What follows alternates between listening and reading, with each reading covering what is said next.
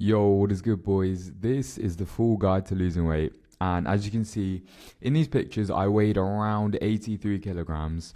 And in these pictures, I weigh close to 69 kilograms. Like the same posture, same lighting, same basically everything except the weight. And I did this on purpose, like to show you exactly how much losing weight can make a difference to your physique. Now, you basically only need like three big things to make this exact transformation, right? Now, number one is your training. Believe it or not, this is actually the most important part of losing weight, and we'll get to why that is in just a second.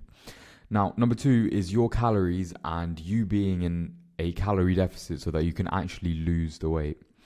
Now, number three is adjusting your game plan so that like when you stop losing weight, how do you like manipulate your variables in order to get started losing weight again? Number one, your training, the most important part. Basically, you need muscle mass if you want to look good when you lose the weight, right? And a lot of people, like, they send me their pictures asking for advice on the cut and stuff. And the thing that I've noticed with most people is that they don't have enough muscle mass to look good or to look decent when they do lose the weight. And I'm not saying that to be like mean or like mean spirited, because this is exactly what I went through last year. Like, if you can see me, I put in a ton of work last year, and I sort of like crash dieted my calories all the way down to like 1800, 1600, and I basically lost a lot of muscle mass. And this was me at 70 to 72 kilograms. I think this is me at exactly like 71, or it might be close to 70. But you can see I don't have enough muscle mass to look good.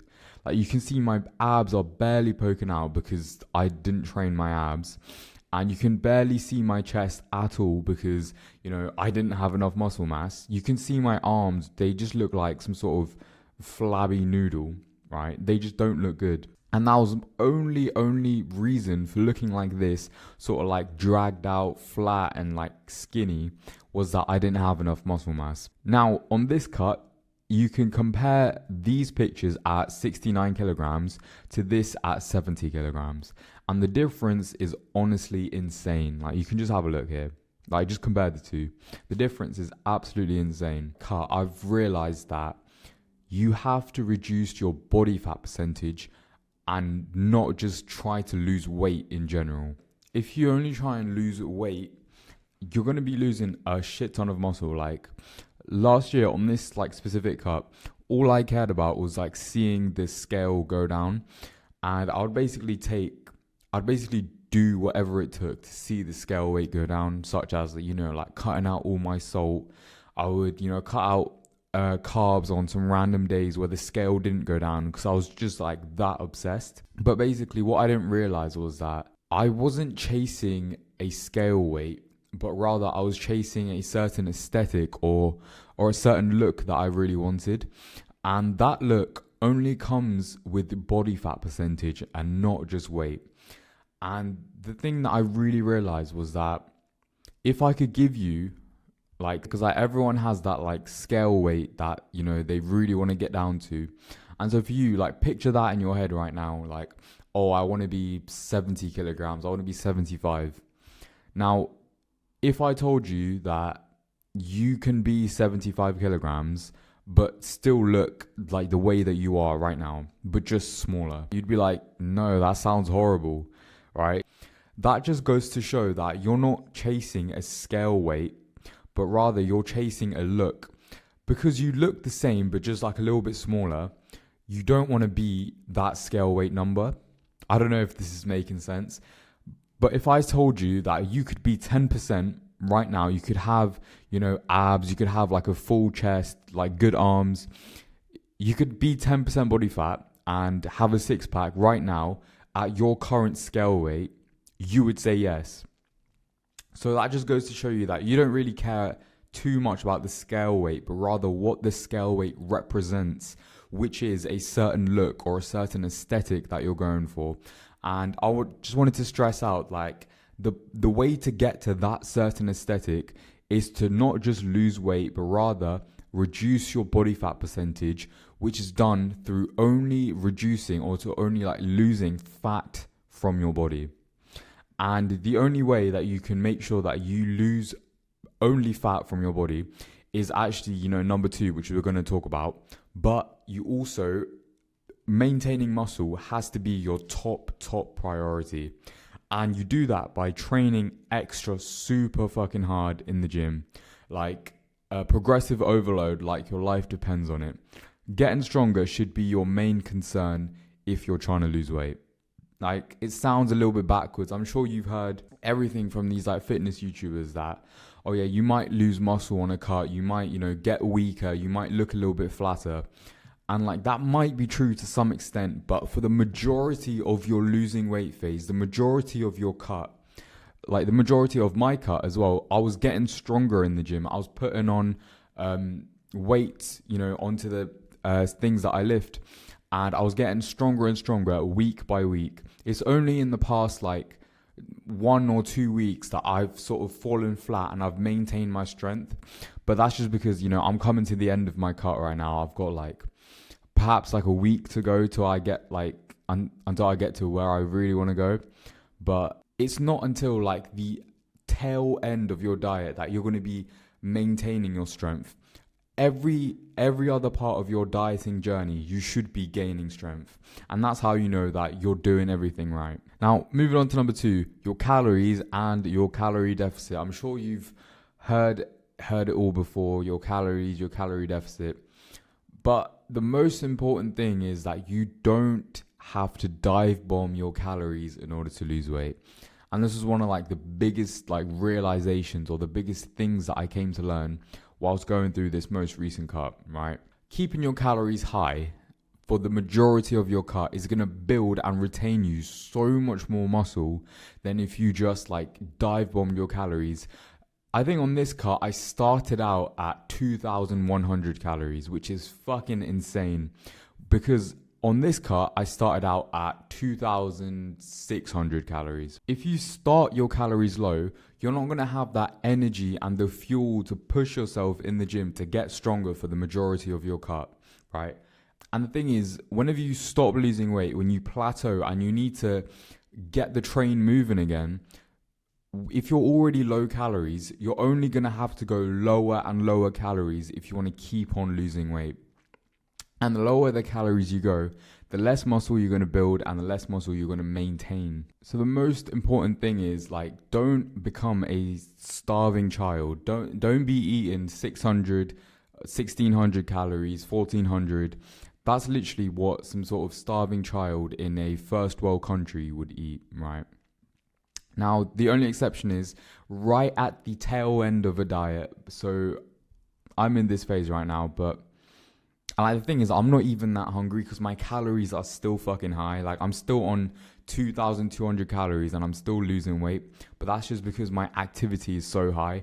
And that's what we're going to talk about next. But basically, until the very end of your diet, you don't want to drag your calories down. You want to build yourself. Think of it as like a long runway of you like pulling off as much fat as possible. If you go lower calories, there's less of a time period where you can effectively lose fat and retain muscle before you have to go down to starving child calories. Now, the way that you do this, the way that you start off high calories is that you sort of increase your maintenance calories. Now, if you tried dieting before in the past, just like I have here, you always think that your maintenance is much lower than it is. And I'm here to tell you that that does not have to be true whatsoever, right? Younger me could not believe that you could lose weight eating more than 2,200 calories. Like, I refuse to believe it, right? And it was just like the biggest belief buster that has happened for me when I tried to lose weight on higher calories and I actually found out that I was losing really, really well. It's sort of like those cases where you see online with all these bodybuilders talking about, oh yeah, they cut on, 3,200 calories. They start to lose weight when they eat 2,800 calories. And the only reason for that is that they are much bigger and they have so much more muscle because they've increased their maintenance calories and they've bulked and they've been in a surplus for a long time. So their body is automatically like used to higher calories, so that whenever they like remove 200 calories from their bulk calories or their maintenance calories, they start to lose weight automatically. Whereas for people like us, we've never bulked before because we've always been fat. Like, I've been fat my whole life, right? So we've never had a proper bulk before, and chances are you've never even like eaten at your proper maintenance. And so the way to figure that out, the way that I did it here when I was weighing 83 kilograms, was basically I went to 5 different calorie calculators. You know how everyone tells you to like, you know, go to a fucking calorie calculator online to find out your maintenance. Now, what I did was I went to 5 different ones and I inputted like all my stats, like my height, my weight, my activity level, etc., etc. And I took the average from all 5 of those calculators just because I wanted to be like as accurate as possible. And then basically what I did was I ate at that average for around 4 to 6 weeks. I think it was 5.5 weeks, right? I ate at that maintenance level whilst hitting my steps, while doing like 10k steps and training super hard in the gym. And that's when I built like most of my strength. Tom Sergey, shout out to him, because that's basically where I got this from. And what that basically does is puts you into like this sort of recomp phase / trying to get your metabolism like back online pretty much. Because if you've tried to diet in the past before, you've tried to like starve yourself like 2100 calories, 2000, 1800 and all that. Now what this does is gets your metabolism like back online and actually like firing as fast as it should.